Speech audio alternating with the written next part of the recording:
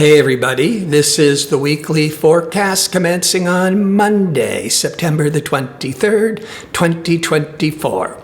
The first few days there's going to be a lot of information, communications, decision-making, discussions, because Mercury is making a lot of major impact to Pluto, Neptune, Uranus. But let's start with Monday. The moon's in Gemini. Gemini is the sign ruled by Mercury. So when the emotional moon is in Gemini, you may be talking about that's Gemini, your feelings, and you might be thinking and reflecting on your past. That's the moon.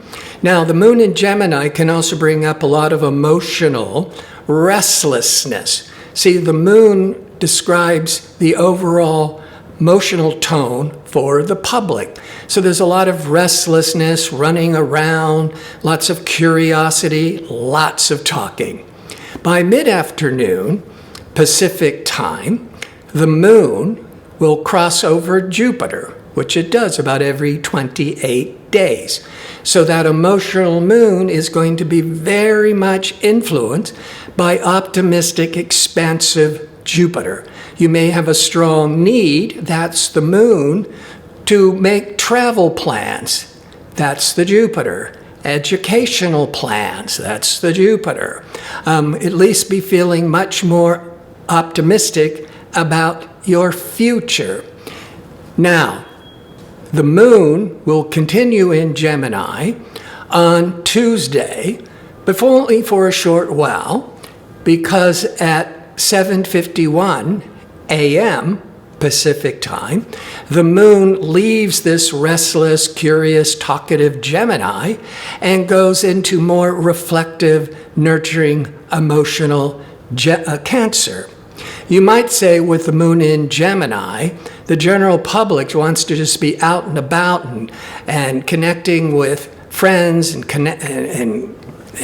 acquaintances and running errands.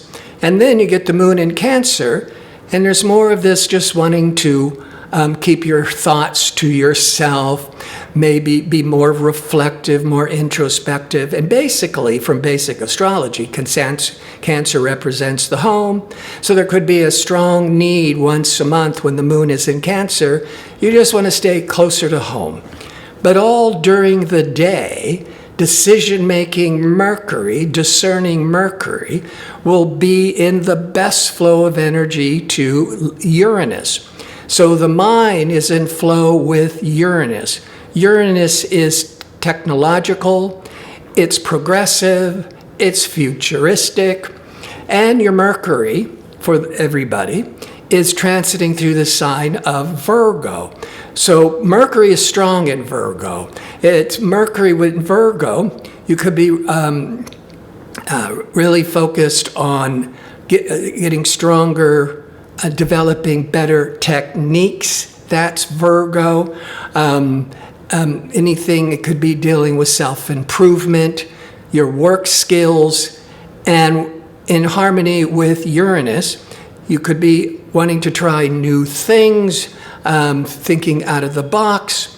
Now, before I go to Wednesday, where decision-making, communication Mercury will be opposing nebulous Neptune, but also later in the day in harmony with profound Pluto.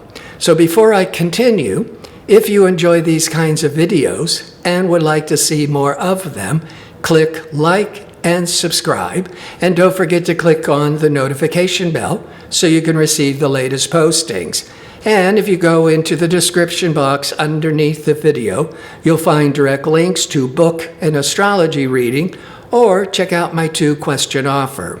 So back to Wednesday. The moon is in reflective, more private, more nurturing Cancer. And here's discerning Mercury, at least the first half of the day where it's the strongest, Pacific time zone. The Mercury is in opposition or interacting with Neptune.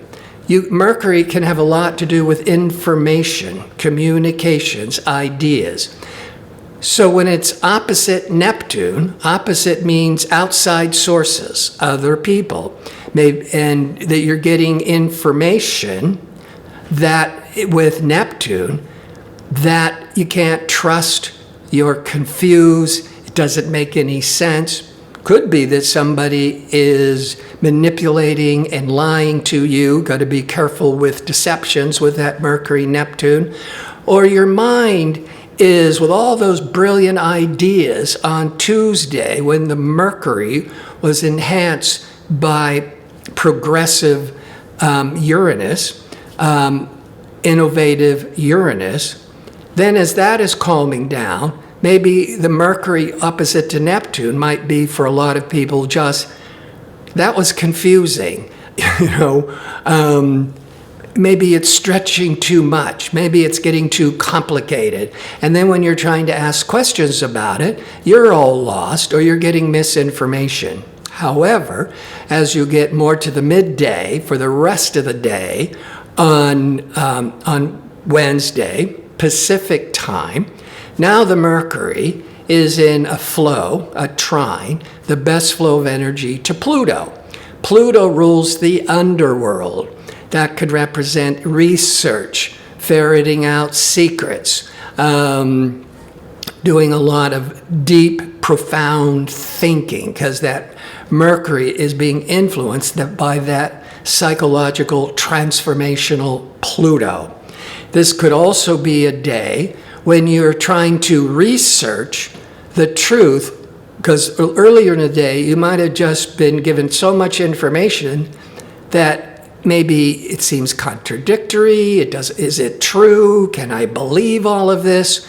And then that could compel many of you, instead of just being lost and believing everything you hear, then this discerning decision-making Mercury wants to be impacted by research investigative Pluto to seek out the truth. If you are having a lot of misunderstandings in a relationship, whether it's business or personal, the first part of Wednesday, it might be that later in a day that you could start having more profound conversations to really clear up any muddled, confusing energies. So there's a lot, I think Tuesday through Wednesday, for many of you, a lot of new ideas are surfacing. And then in the middle of that process, early Wednesday, you might be feeling, is this true? Can I trust it? I'm confused. But then later in the day, you could do a lot of soul searching and researching to get to what's true and what's not. On Thursday, the moon continues for most of the day in reflective, nurturing Cancer. But at 3:48 p.m. Pacific time, the moon, the public moon, goes into dynamic, outgoing Leo. So when the moon's in Cancer, somewhat in general, you just want to be more private or stay at home. And then when the moon goes into Leo once a month, Leo, you want to go to a party. It's more creative. It's more outgoing and dynamic. And that's going on into Saturday. So it's going to be great for the weekend. But before the moon goes, while the moon is still in Cancer, the first part of the day, it's going to be in harmony with progressive futuristic Uranus and very favorable with imaginative, charitable, inspiring Neptune. So that's all happening before the moon moves into Leo. So you might also be the first part of Thursday being really inspired. And then with that sun, with the moon going into Leo, Leo can be very creative, very romantic, very risk-taking and playful with that Leo. On Friday, there are no planetary events between planets.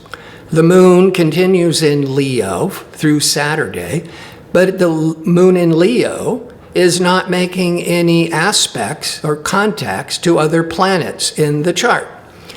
So this is a good thing, because when the moon's in Leo, if there's any kind of stressful impact to it, there could create a lot of drama with the moon in Leo. But there's no tension, stress aspects going on.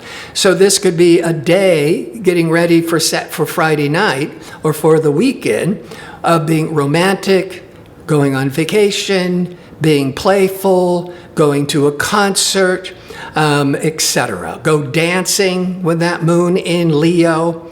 On Saturday, all day, the moon continues in playful, romantic Leo.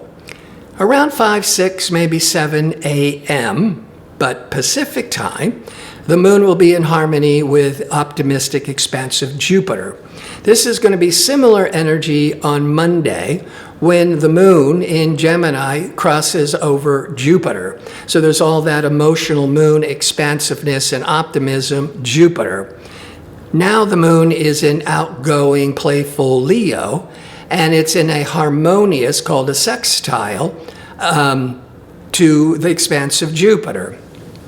Most people on the west coast of the United States probably still be sleeping, unless you're coming in from a wonderful late night Friday night. But for most of you, this is going to be later in the morning or into the afternoon. And so emotionally, you've been having a good time. It's hitting the Jupiter. You may be making travel plans. You just want to be feeling more open to entertainment, to parties, to really enjoying life. So it's a lot of upbeat energy for Saturday. And on Sunday, the moon leaves Leo, goes into work-oriented, detailed-oriented Virgo at 2:42 a.m. Pacific time. When the moon is in Virgo once a month for 2.5 days, we're more focused on achieving our tasks, our job skills. It's also with Virgo, you might be more inclined to be to self-improvement with the body, with the diet. With the moon in the previous moon in Leo, you might have been, a lot of you, just wanting to have a good time. And then as you get into Sunday, you're realizing you've got a lot of work tasks that you had put on the shelf. It's now time to get busy, especially as you're going into the new work week. But all day, this Mars, and assertive Mars, will be in harmony with disciplined, pragmatic, responsible Saturn.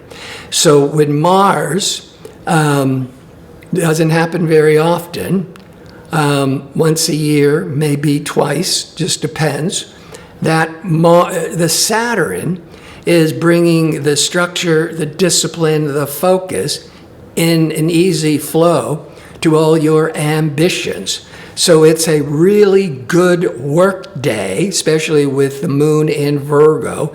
Virgo's the sign of work and service. And then having Mars excellent with Saturn, you could be making some achieving a lot of goals, making a lot of achievements on Sunday, or you are getting everything ready to hit the ground running on Monday, when a lot of you have, when you off for the weekends, and then with that Mars-Saturn, you'll still be feeling the first part of Monday, is now you're really focused and disciplined to accomplish your goals.